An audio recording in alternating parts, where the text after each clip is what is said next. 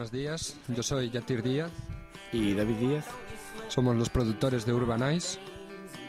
Urbanize. Es un programa de cultura urbana.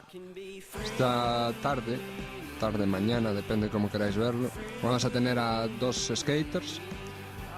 Uno se llama Roy y otro se llama Nico.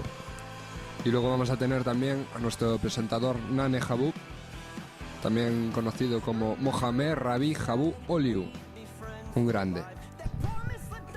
Ahora os va a comentar David Díaz lo que es la producción de este programa y nada más, señores.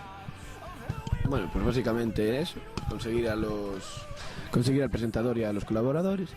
Y el tema 13, que nada, que lo sacamos de la escuela de Diógenes y básicamente no tiene otra gran cosa de producción. ¿Tú qué opinas? Ya está todo dicho para el programa.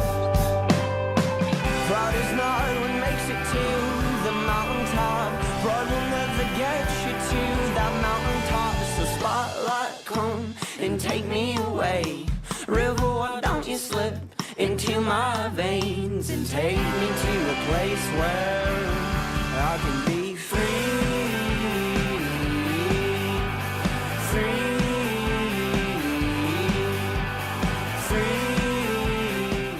Es que estábamos bastante perdidos, era el primer programa de tele que se hacía en primero y bueno, a mí tampoco es que me apasione la televisión, entonces fue una iluminación muy básica, estaba todo muy improvisado, nada, luces principales, contras y un poco de relleno, tal, muy básica, muy sencillita.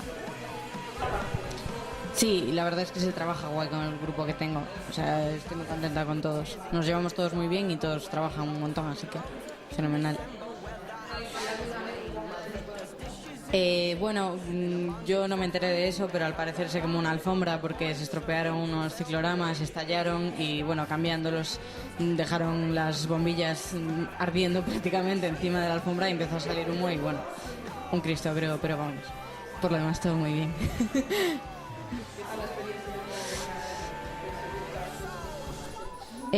Bueno, la verdad es que me gusta bastante. Lo malo es que de tele no tengo mucha idea, pero vamos, el puesto sí que me gusta. Es entretenido.